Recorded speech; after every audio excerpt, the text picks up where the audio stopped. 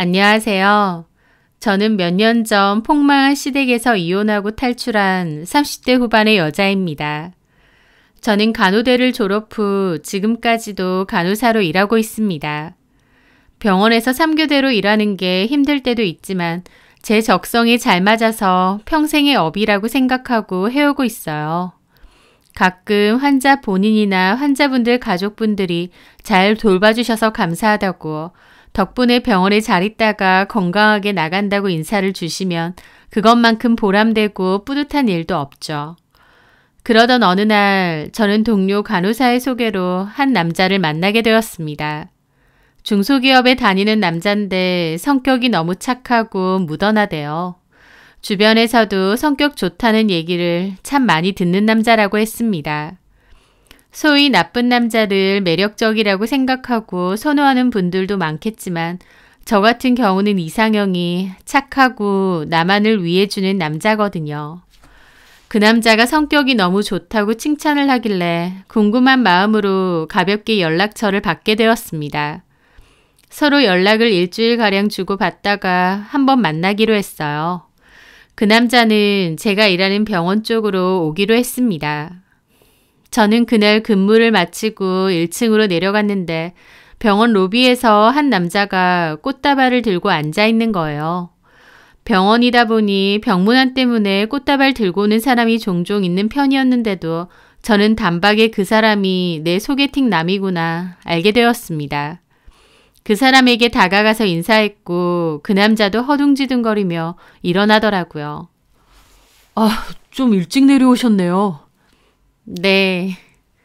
남자는 쑥스러워하며 등 뒤로 꽃다발을 숨기고 있었습니다. 제가 다 봤는데 말이죠. 저는 그 모습이 웃겨서 웃으면서 그랬죠. 그거 저 주려고 갖고 오신 거 아닌가요? 네? 네, 맞습니다. 하면서 저에게 꽃다발을 건네주었어요. 첫 만남에 꽃다발을 들고 오는 남자라니 여자 입장에서 너무 성의 있어 보이고 감동이잖아요. 저는 너무 고맙다고 예쁘다고 그랬습니다. 그 남자는 제 말에 얼굴이 좀 붉어졌는데 쑥스러움이 참 많은가 보다 싶어서 그것도 나쁘지 않게 보이더군요. 그렇게 저희는 차를 한잔하러 갔습니다. 좀 서툴러 보이지만 소개해준 동료 말처럼 착하고 수더분한 사람 같았어요. 차 한잔 마시고 식사도 하러 갔는데 자기는 아무거나 다 잘 먹으니 제가 먹고 싶어 하는 걸 고르래요. 저는 그럼 해물칼국수 어떻느냐 그랬죠. 저희 병원 가까이에 해물칼국수 맛집이 있었거든요. 그 남자도 좋다고 했고 가서 맛있게 식사도 했습니다. 그날 분위기도 좋고 재밌었는데 나중에서야 그 남자가 하는 말이 자기가 해물을 잘 못 먹는데요. 비리고 속에서 받친다고요. 근데 그날은 전혀 그래 보이지 않았거든요. 제가 좋아한다고 맛있다고 하니 티 못 내고 잘 먹었다고 했습니다. 저를 위해 그랬다는 게 고마우면서도 다음번엔 무조건 나한테 맞춰주지 말고 싫은 게 있으면 싫다고 말해달라 그랬죠. 그 남자는 연애하는 동안 정말 착하고 저를 많이 맞춰주었습니다. 당연히 싸울 일도 별로 없었죠. 그렇게 2년 정도 연애를 했고 결혼하자고 프로포즈를 하더라고요. 저도 승낙했고 본격적인 결혼 준비를 시작하게 되었습니다. 원래 양가 부모님을 먼저 만나 뵈야 되는데 그 남자가 자기 외할머니를 먼저 만나 뵙자고 하더라고요.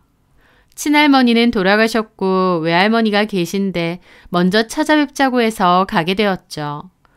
집은 마당이 있는 큰 주택이었는데 좀 오래되긴 했지만 크고 관리도 잘 되어 있는 집이었습니다. 할머니 댁 되게 좋다. 관리도 잘 되어 있고 엄청 부지런하신가 봐. 정원 같은 건 한 번씩 관리해주러 오시는 분이 있어. 우리 할머니 돈 많아. 땅도 꽤 있고. 정말? 땅 부자셔. 어때? 나랑 결혼하는 거 완전 봉 잡은 것 같지? 그렇게 저는 남친의 할머님을 만나 뵙게 되었어요. 처음 뵙는 자리인데다 웃으면서 따뜻하게 맞이해 주시더라고요. 저희 조부모님은 제가 어렸을 때 다 돌아가셨기 때문에 저는 할머니의 사랑을 많이 모르고 컸는데요. 저 예쁘다고 해주시고 좋아해 주시니 아, 할머니가 계시면 이런 기분인가 보다 싶기도 했습니다. 간호사라고? 네. 아휴, 직업 좋네. 여자 직업으로 참 좋아. 예쁘고 참하고. 우리 상훈이가 색식감 참 잘 데리고 왔다. 고맙습니다. 할머니는 저를 무척이나 예뻐해 주셨어요. 우리 할머니 손주보다 손주 며느리를 더 좋게 보시네? 너는 이 녀석아, 생전 할머니를 보러 오지도 않으면서 너 어렸을 때 너네 엄마 아빠 바쁘다 그래서 내가 거의 너 키웠어. 근데도 생전 부르지도 않으면 할머니 보러 올 생각도 안 하지? 하면서 서운해 하시더라고요. 남친은 멋쩍게 웃었습니다. 아휴, 그래서 색시 데리고 왔잖아요. 하여튼 너네 엄마 아빠도 생전 연락 한 통 없고 와보는 일도 거의 없는데 너랑 네 동생도 똑같아. 에이, 자주 올게요. 말만. 나 죽고 나면 그때 자주 올래? 아이, 참. 할머니는 농담조로 얘기하셨지만 진짜 서운한 마음도 있으신 듯 했어요. 할머니가 이렇게 잘 챙겨주시고 따뜻하게 대해주시는데 멀지 않는 동네 살면서 왜 자주 안 왔을까 싶기도 하더라고요. 저는 가족끼리 다 같이 복닥거리면서 지내는 게 좋거든요. 그렇게 인사를 드리고 종종 놀러 오겠다고 말씀드렸습니다.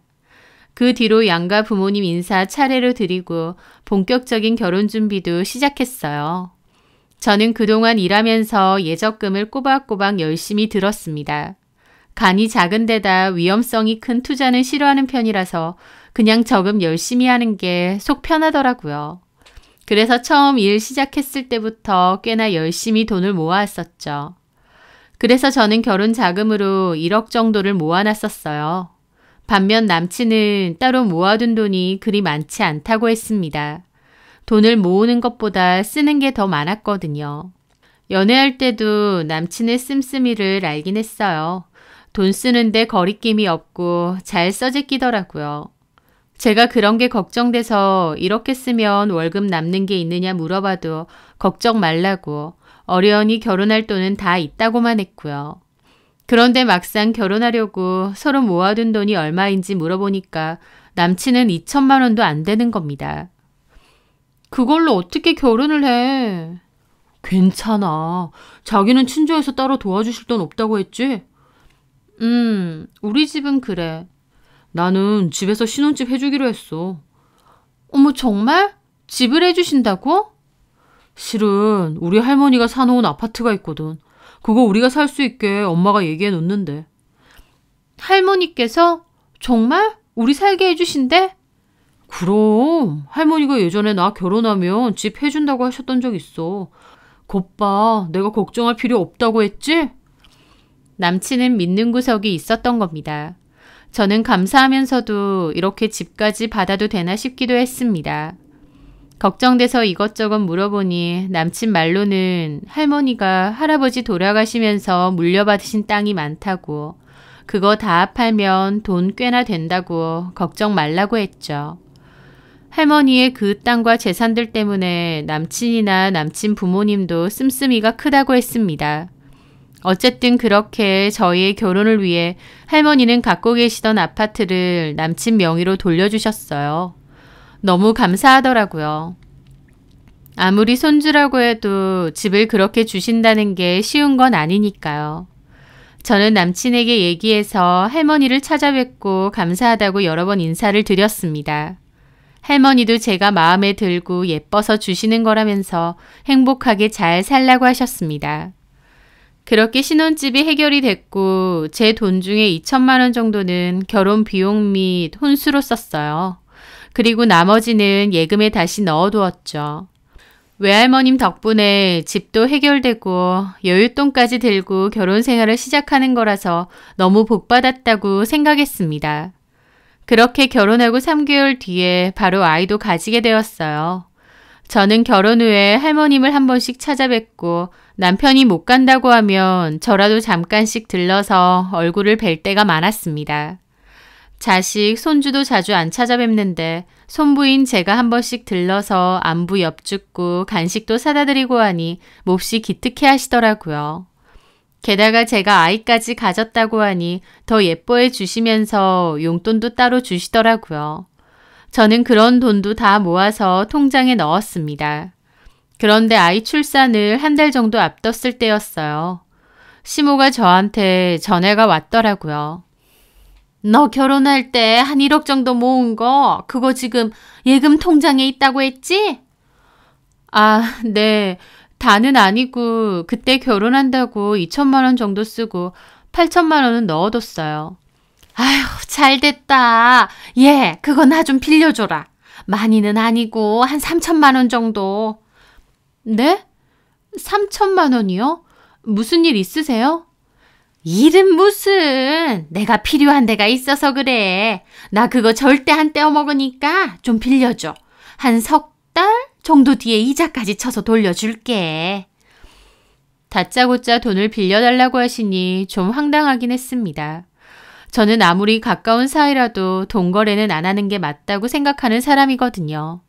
그런데 명확한 사유도 없이 3천만 원이나 되는 큰 돈을 빌려달라고 하시니 당황스러울 수밖에 없었죠.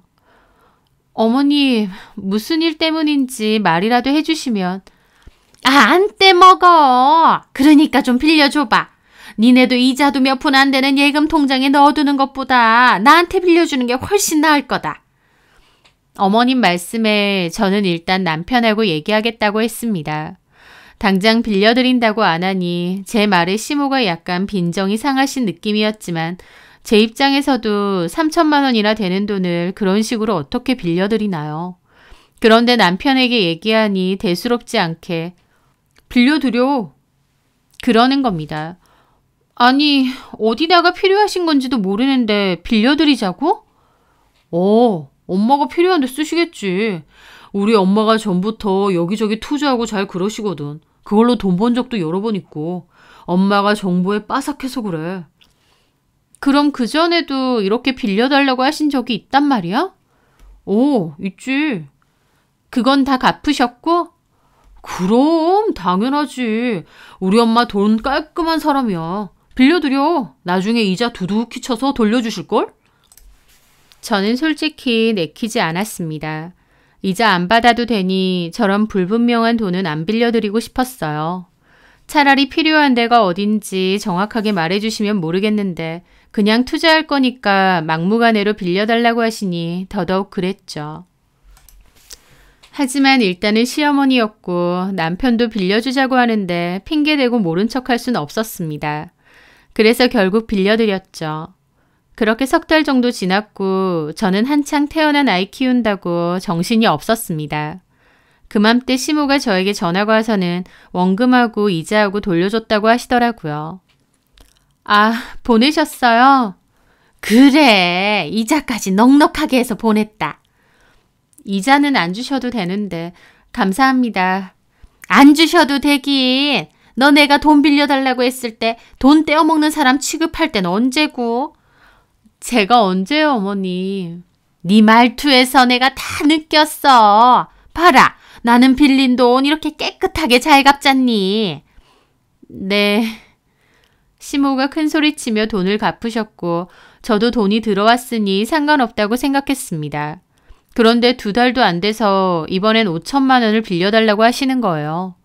또 이자 넉넉히 쳐서 빌려주신다는데 저는 솔직히 이자 필요 없거든요.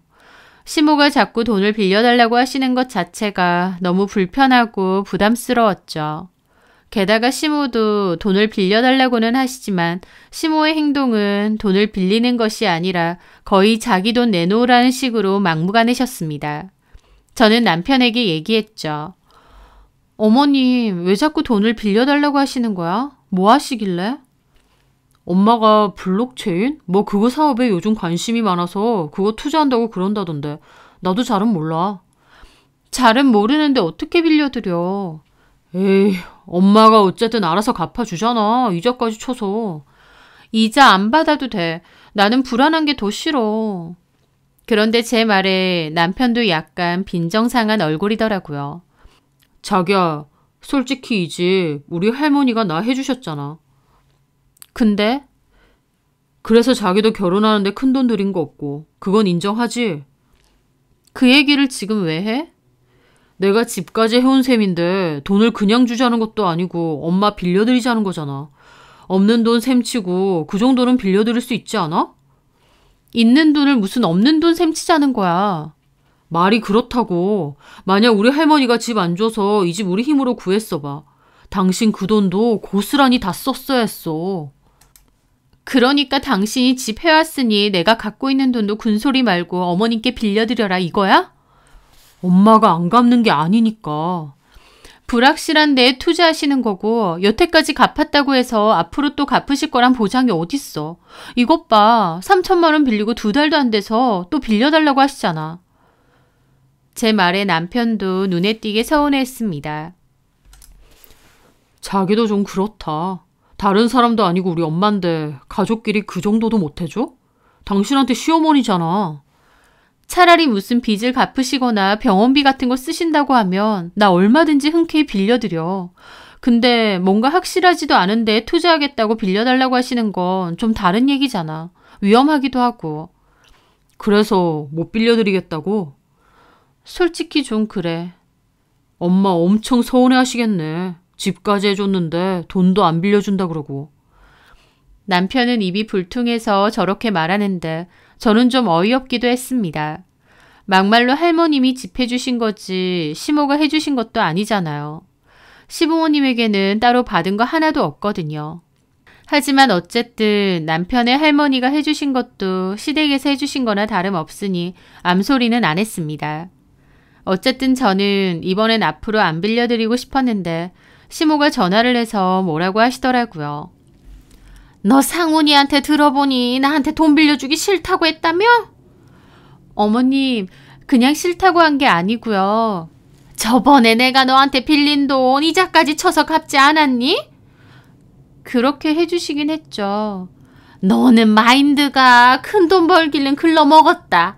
이자도 몇 푼 안 나오는 예금에 백날 넣어둬봤자 뭐 할 거야. 그렇다고 당장 어디 써야 될 돈도 아니고. 그렇지? 네. 그러니까 나한테 투자 개념으로 좀 빌려달라 그거잖아. 그럼 내가 몇 달만 쓰고 이자 더 쳐서 돌려준다고. 너는 이게 계산이 안 되니? 시모가 하시는 게 뭔 줄 알고 투자를 생각하고 돈을 빌려드리겠나요? 솔직히 그전에도 내키지 않은 거 시어머니다 보니 그냥 어거지로 빌려드린 건데요. 그런데 어머님 하시는 소리가 그리고 나영아, 너 뭔가 착각하는 것 같다. 그 돈이 네 통장이라고 너만의 돈이 아니야. 너 지금 살고 있는 그 집 우리 집에서 해준 거지? 그래서 덕분에 대출금 하나 안 내고 아파트 살고 있는 거고 그 덕에 너는 네 돈도 거의 안 들였잖아. 그러면 네가 결혼 전 모아둔 돈이라고 해도 그 돈이 너만의 돈은 아닌 거지. 우리 상훈이도 반은 몫이 있는 거 아니겠니?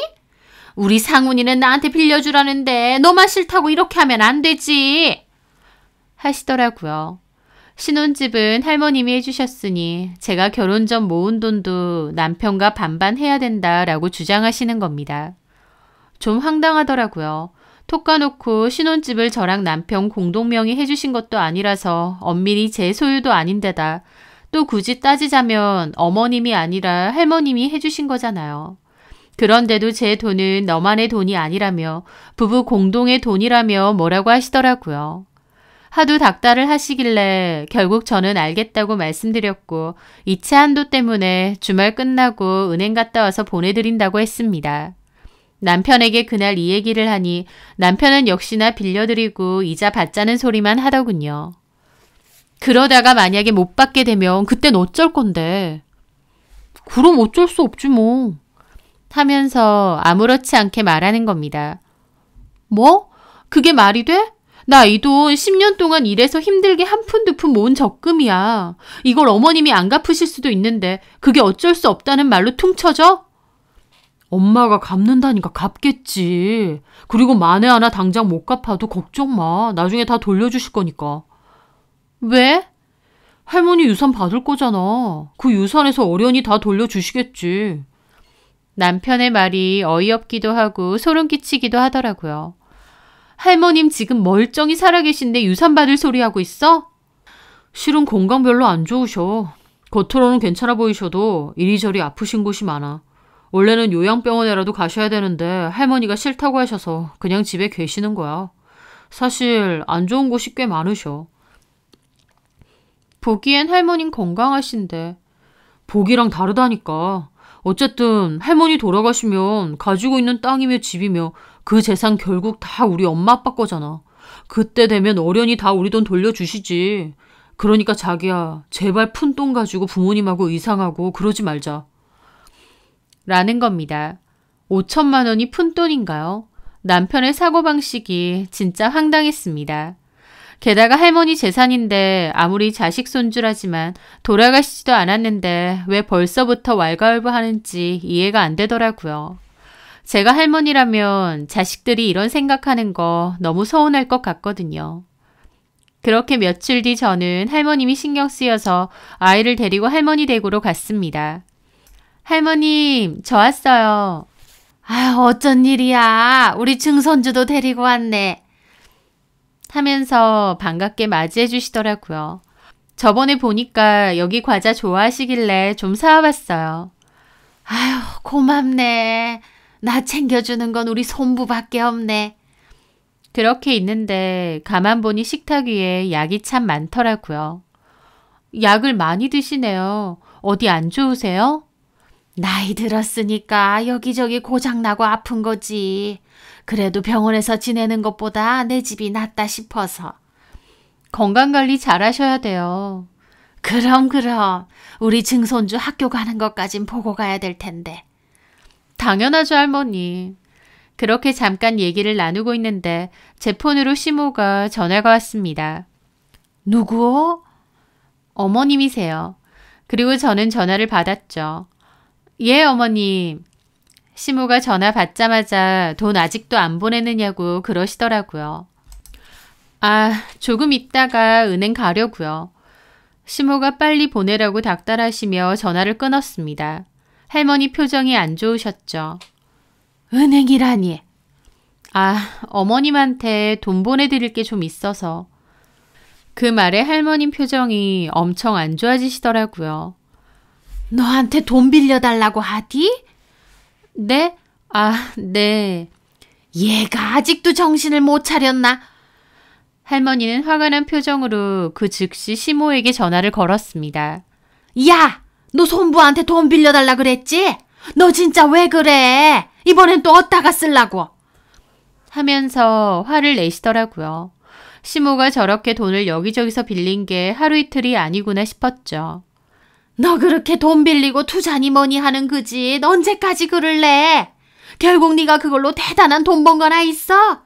까먹지나 말고 가만히 있으라는데 왜 말을 안 듣고 일을 벌려 정말? 저번에도 투자니 뭐니 하고 내 돈까지 들고 갔다가 사기당한 거 잊었냐?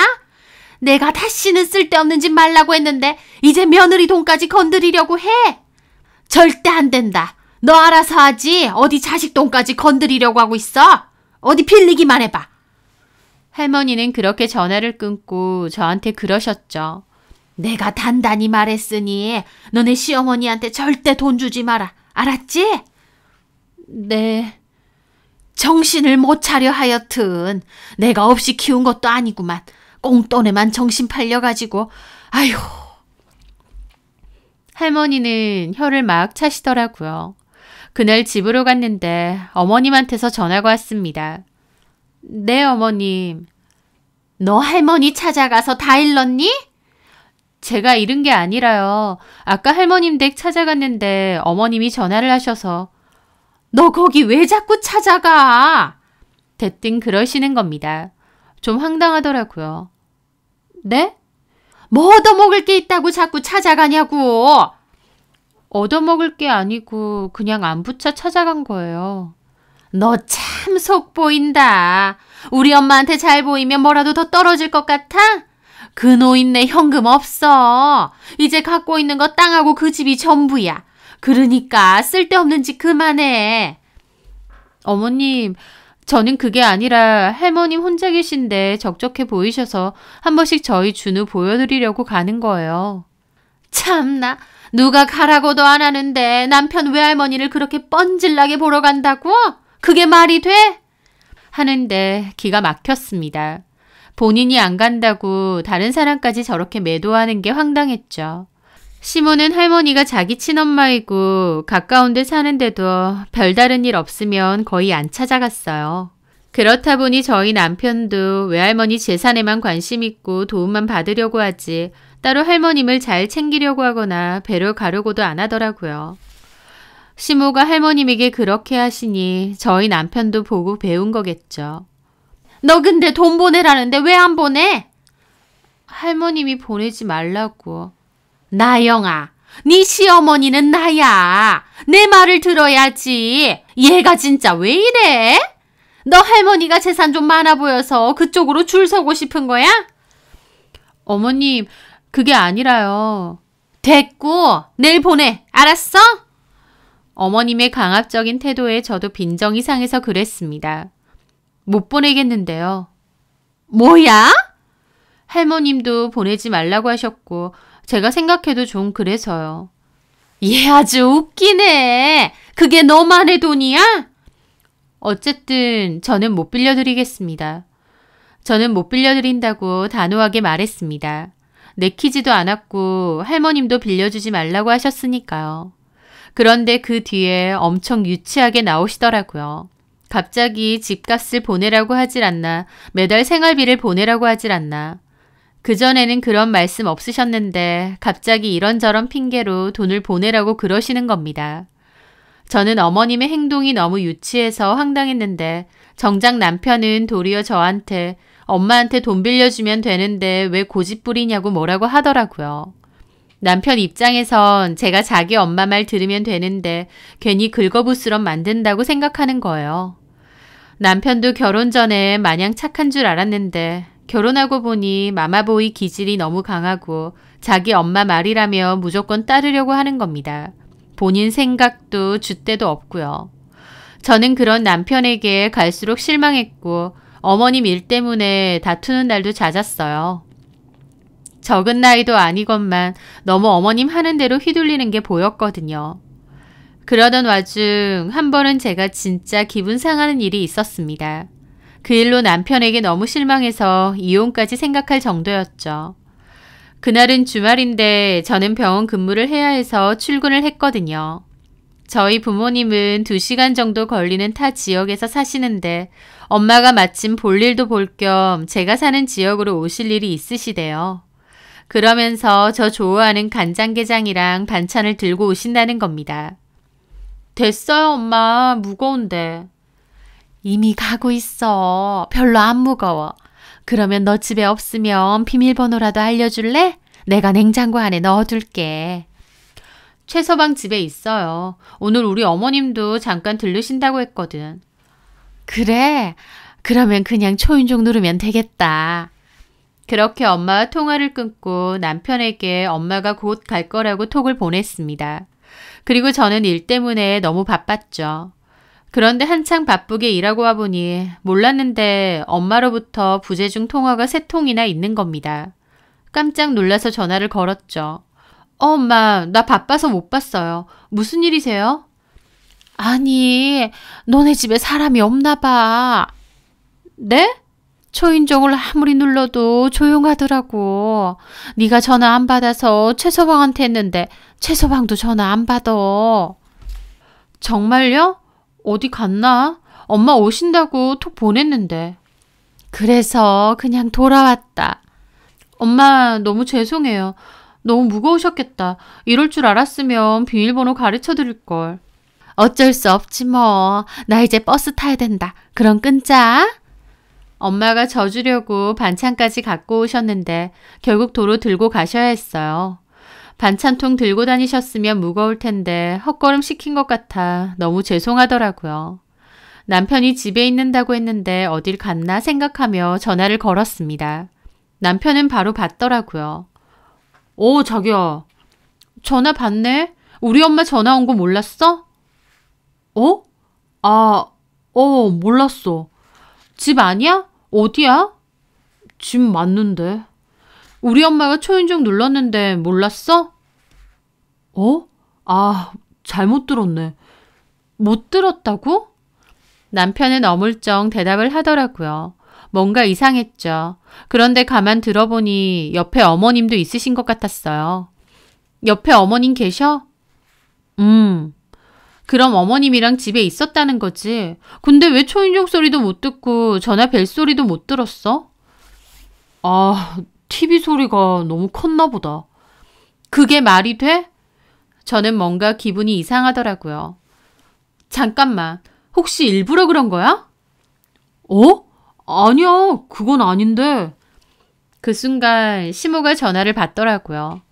그래, 일부러 그랬다. 왜? 네? 어머님, 저희 엄마가 집까지 찾아오셨는데 일부러 문도 안 열어주시고 모른 척 했다고요? 아무리 사인의 집이라고 해도 이렇게 연락도 없이 찾아오는 건 아니지. 제가 남편한테 카톡했어요. 그건 못 받고. 아니, 어찌됐든 집 앞까지 오셨는데 모른 척 하셨다고요? 저는 어머님과 남편의 행동이 너무 비정상적이라 어처구니가 없었습니다. 그래, 이런 식으로 불쑥 찾아오시는 거 아닌 것 같아서 문 안 열어드렸다. 어머니, 왜 이러세요? 뭘 왜 이래? 어쨌든 이 집 우리 아들 집 아니야. 우리 아들 집이라서 내 맘대로 했다. 너는 네 돈이라고 시어머니한테 빌려줄 생각도 안 하고 꽁꽁 들고 있잖니? 너도 네 돈 가지고 치사하게 나오는데 나도 내 아들 집 가지고 이러면 안 되니? 어머니, 무슨 말도 안 되는 억지를 부리세요. 저희 엄마 져주려고 반찬 들고 힘들게 오셨는데 문도 안 열어주셔서 그냥 헛걸음하셨어요. 진짜 너무하신 거 아니에요? 애초에 너부터 너무한 거지. 네 돈 내 아들 돈 나누면서 네 마음대로 굴었잖아. 상훈이는 나 빌려주랬는데 너는 네 돈이라고 못 빌려준다며. 네가 돈 가지고 생색내는데 그럼 이 집은 우리 상훈이 집이니까 우리가 알아서 하는 거지. 진짜 말도 못하게 유치하고 기가 막혔습니다. 무슨 떼부리고 심술 부리는 어린애도 아니고 이게 말이나 되나요? 저는 남편 바꿔달라고 했는데 시모가 싫다며 전화도 끊어버리셨어요. 그날 일도 손에 안 잡히더라고요. 제가 어머님에게 돈 안 빌려드린 것 때문에 저한테 빈정상해 있다가 저희 엄마 오신 거 알면서 일부러 심술 부리면서 문도 안 열어준 게 분명했습니다. 어머님 행동도 너무 유치했지만 그걸 동조하고 있는 남편한테 더 화가 나더라고요. 그날 퇴근하고 집에 갔고 남편에게 따졌습니다. 지금 뭐 하자는 거야? 어머님이 그러면 당신이라도 어머님 말렸어야 되는 거 아니야? 아휴, 엄마가 그렇게 하자고 하니까 나도 어쩔 수 없어서. 당신 바보야? 무슨 마마보이냐고. 무슨 말을 그렇게 해? 장모님이 무거운 짐 들고 와서 초인종 누르고 전화했는데 집에 있으면서 모른 척하고 숨어 있다는 게 말이 돼? 어머님이 그러자고 했다고 그렇게 하는 게 말이 되냐고. 아, 그러게 엄마 기분 상하게 왜 하는데? 엄마 삐지면 오래 간단 말이야. 그러게 내가 돈 빌려주자고 했지? 맡겨놨어? 왜 당연하는 듯이 자꾸 빌려드리라고 하는데? 솔직히 엄마 말 맞다나. 그 돈 당신만의 돈도 아니잖아. 결혼했으면 공동의 돈이지. 엄마 말 틀린 거 하나도 없구만. 나는 엄마한테 빌려주고 싶어. 나는 싫다고. 당신은 무슨 어머님 꼭두각시도 아니고. 말 함부로 하지 마. 나 참. 정말 상식 이하의 행동 때문에 미치고 팔짝 뛰겠더라고요. 그 일 때문에도 남편과 시모에 대한 정이 다 떨어졌는데 진짜 하이라이트는 그 뒤에 있었습니다. 남편이 기어코 내 통장이랑 도장 훔쳐다가 돈을 꺼내서 어머님 빌려드렸거든요. 그 사실을 알고 저는 진짜 까무러쳤습니다. 미쳤어? 누구 맘대로 돈을 빌려드려? 당신 이거 도둑질이야. 가족끼리 도둑질이라니. 말이면 단 줄 알아? 엄마가 2달만 쓰고 이자 쳐서 준다고 했어. 왜 네 맘대로 남의 돈을 훔치냐고. 저도 열받아서 악을 질러댔습니다. 진짜 남편이고 시모고 너무 질리더라고요. 훔쳐? 너 말 다 했냐? 그렇게 치면 이 집 내 집이야. 너도 네 몫에 돈 내던가. 아니면 이 집에서 나가. 뭐? 진짜 그놈의 집 타령. 저는 진짜 돌아버릴 것 같더라고요. 저는 이런 인간이랑 더 못 살겠다. 이건 아니다 라는 생각이 들었어요. 결혼했는데 지네 엄마 말만 무조건 듣고 심지어 제가 절대 안 된다고 했더니 제 적금 통장 훔쳐가서 돈까지 빌려주고 저런 남자랑 계속 살 수 없다는 생각만 들었습니다. 저는 그 일로 남편과 정말 많이 다퉜고 이혼까지 결심을 하게 되었습니다. 시모도 아들 이혼을 말리긴커녕 남편더러 이혼하라고 그러셨다더군요. 남편도 처음엔 저 붙잡고 얘기로 풀자느니 어쩌느니 했지만 자기 엄마 말만 듣는 사람답게 시모가 이혼하라고 하니 말 바로 바꿔서 협의이혼하자고 하고요. 저 이혼할 땐 하더라도 빌려간 돈 똑바로 갚으라고 했습니다. 내 자의로 빌려준 것도 아니고 남편이 훔치다시피 해서 빌린 거니까 당장 안 내놓으면 법적인 절차 밟을 거라고 했죠. 결국 시모가 다른 사람에게 다시 돈 빌려서 제 돈 돌려주셨습니다. 먹고 떨어지라고 하면서요. 그리고 저는 이혼 준비에 바로 돌입했습니다. 이혼 자체는 서로 협의가 됐지만 남편에게 유책 사유가 있다고 생각해서 위자료와 양육권, 친권에 대해서 주장할 생각이었어요. 그렇게 이혼 과정도 순탄치 않았습니다. 그런데 이때만 해도 남편의 외할머님은 저의 이혼 소송을 알지 못하는 상황이었어요. 그 집 식구들은 다 상관없지만 그래도 외할머님은 왠지 마음에 걸리더라고요. 그래서 저는 소송 중에 외할머님을 한번 찾아갔습니다. 어쨌든 외할머님도 시댁 식구고 이혼 소송 중에 외할머님을 굳이 찾아간다는 게 이해하기 힘든 일이기도 하겠지만 그럼에도 저는 외할머님에게 직접 얘기하고 싶더라고요.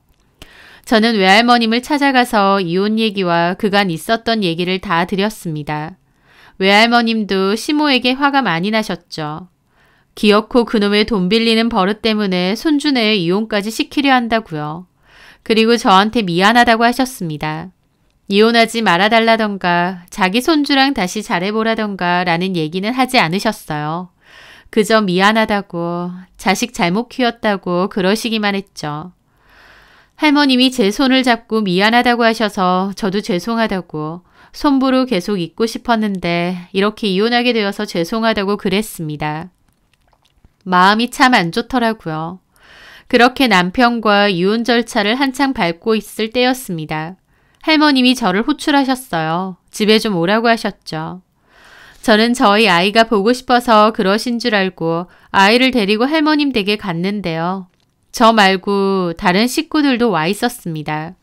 어머님, 아버님, 남편, 다른 지역에 사는 이모님과 삼촌까지도요.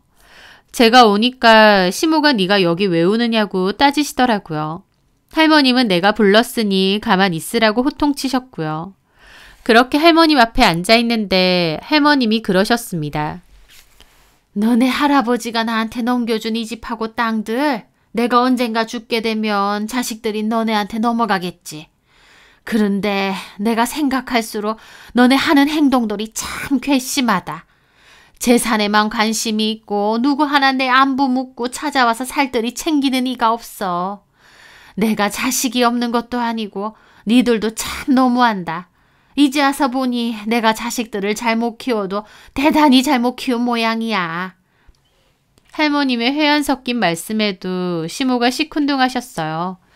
그나마 우리 손부가 나 찾아와서 중손주도 보여주고 말벗도 대어주고 내 자식들이 못하는 효도 네가 해준 것 같아서 고맙다. 하면서 저한테 고맙다고 하셨어요. 저는 그런 할머님이 안쓰러웠고 저도 특별하게 잘한 건 없기 때문에 송구스러운 기분만 들었죠. 내가 너네를 부른 건 내 재산에 관한 이야기를 하고 싶어서인데 일단 그 전에 손부야. 예, 할머님. 할머님은 저에게 땅 문서를 하나 주셨어요. 그 모습에 다른 식구들도 몹시 놀라더라고요. 이거 그렇게 큰 땅은 아니지만 이건 네가 가져라. 저는 깜짝 놀라 손사래를 쳤죠. 할머니, 저는 괜찮습니다. 너한테 주는 거 아니고 내 증손주한테 주는 거다. 그러니까 이혼이랑은 별개로 이건 네가 잘 챙겨놔. 할머님의 결정에 어머님도 남편도 난리가 났죠. 엄마, 이건 아니죠. 이혼할 거고 이제 남남인데 그 땅을 왜 줘요? 내 맘이다. 내 거고 내가 알아서 할 거야. 엄마! 시끄러. 한마디만 더 해봐. 네 욕심 때문에 아들 이혼시킨 주제에 무슨 말이 많아? 할머님이 불효령을 하시자 어머님도 입만 비죽거리고 별말 못하시더라고요. 내일 봐주는 변호사 명함도 같이 줄게. 확실하게 처리해 줄 거니까 연락하고. 그리고 저 땅에 누구라도 손만 대봐. 손부야, 그건 네가 잘 들고 있어라. 알았지? 그 마음이 감사하기도 하면서 죄송하기도 하고 만감이 교차했습니다. 그리고 너네한테도 할 말이 있다. 니네가 아무리 자식이라고 해도 이건 아닌 것 같다. 내가 돈으로 효도를 사고 싶지는 않았지만 너네 하는 거 보니 이렇게 나한테 무심할 수가 없어. 그저 나 죽기만을 기다리고 있지? 그 내 재산 어떻게든 받아 챙기려고. 나 죽었다고 무조건 자식들한테 넘길 생각 없다. 그러니까 앞으로 나한테 잘하고 신경 써라. 그렇게 해야 재산이고 뭐고 넘겨줄 거니까. 할머님 말에 시댁 식구들 모두 놀랐죠. 앞으로 잘하지 않으면 국물도 없을 거란 소리였으니까요. 할머니 돌아가시면 어련히 유산 받을 거라 생각했던 시부모님과 남편까지도 아차 싶은 얼굴이었습니다. 하지만 듣고 있는 제 입장에선 할머님의 결정이 참 현명하다 싶었어요. 이렇게라도 안 하면 시부모님이고 남편이고 할머님한테 아예 신경도 안 쓰고 무심할 테니까요. 그렇게 할머님 집을 나서는데 시모가 제 팔을 붙잡더라고요. 너 어떻게 우리 엄마를 구워 삶은 거야? 뻔질나게 드나드나고 할 때 내가 알아봤다. 결국 그 땅까지 얻었네? 아주 무서운 년이네. 저는 팔을 뿌리쳤습니다. 저 할머님 구워 삶은 적 없습니다. 혼자 계신 할머님 신경 쓰여서 찾아뵌 것뿐이에요. 모든 걸 다 어머님 시선으로 보지 마세요. 뭐야? 너 말 다 했어? 그래서 결국 우리 할머니한테 땅까지 얻었네? 그 말에 저 코웃음 쳤죠. 고맙게도 나까지 챙겨주셨네. 자식이고 손주고 얼마나 남보다 못했으면 피 한 방울 안 섞인 나한테 이걸 주셨을까? 뭐? 아까 할머님 말씀 들었지? 앞으로라도 할머님 좀 신경 쓰고 살아. 뭐라도 받아내고 싶으면. 저는 큰 소리치고 그 자리를 떠났습니다. 할머님이 저까지 챙겨주신 게 감사하기도 해서 이혼이 마무리되고 나서도 저는 한 번씩 찾아뵀어요. 할머님은 그때 그렇게 말하고 나서는 시댁 식구들이 일주일에 한 번꼴로 할머님을 찾아온다고 하더라고요. 속보일지언정 그래도 진작에 이렇게 할 걸 그랬다고 하셨어요. 돈으로 자식들 환심 사는 게 싫어서 안 그랬는데 보자 하니까 너무 심했다면서요. 제가 봐도 참 너무들 한다 싶었지만 돈 때문이든 뭐든 이제라도 잘하려는 척이라도 하는 게 다행이다 싶었습니다. 저도 자주는 아니라도 한 번씩 할머님 찾아뵙고 저희 아이도 보여드렸어요. 그런데 할머님은 어느 순간부터 건강이 많이 안 좋아지신 듯 했습니다. 저는 그런 할머니가 너무 걱정되더라고요. 그러던 와중 건너서 들었는데 남편은 이혼한 지 1년도 안 됐건만 벌써 다른 여자랑 결혼 이야기까지 오간다는 거예요. 그것도 어머님 소개로요. 착하고 순박한 척하면서 금세 다른 여자까지 만났나 보더라고요. 어차피 할머니 재산 나중에 받을 거니까 돈 펑펑 쓰면서 지내는 것 같고요. 이제 와서 보면 전 남편은 착하고 순박한 것도 아니고 그냥 지 줏대 없고 멍청한 마마보이일 뿐이었습니다. 하여튼 재혼한다 어쩐다 하길래 기분도 나쁘고 어이도 없었지만 이제 내 할 바는 아니다 싶기도 했어요. 그렇게 이혼하고도 1년 반 정도 지났을 무렵이었습니다. 저는 갑작스럽게 할머니의 부고 소식을 듣게 되었습니다. 앓고 계시던 병이 갑자기 악화가 되어서 결국 세상을 떠나신 거였죠. 그렇게 장례식장을 찾게 되었는데 거기서 시모가 까무러치는 소리를 들어야 했습니다. 알고 보니 할머님이 돌아가시기 전에 모든 재산을 다 사회에 환원했다고 하시는 거예요. 저한테 따로 증여해 주신 그 땅 말고 집이며 땅이며 전부요. 사실은 할머님이 그전부터 그런 결정을 하셨다고 했습니다. 하지만 자식들이 너무 괘씸해서 일부러 거짓말을 해서 자신을 돌보게 만드신 거였죠. 돈 때문에 어거지로 효도하던 전 시부모님과 전 남편은 완전 닥쳤던 개신세가 되었습니다. 게다가 들어보니 어머님이 투자했던 그 블록체인인가 뭔가도 잘 안 돼서 손해가 막심하다고 하더라고요. 그래도 할머님의 유산만 믿고 있었을 텐데 할머님의 유산까지 없어졌으니 개털, 빈털털이 신세가 된 거였죠. 그나마 남은 건 전 남편이랑 저랑 살았었던 아파트 정도라고나 할까요? 시모는 장례식장에서 돌아가신 엄마 때문이 아니라 돈 때문에 펄쩍 뛰며 울더라고요.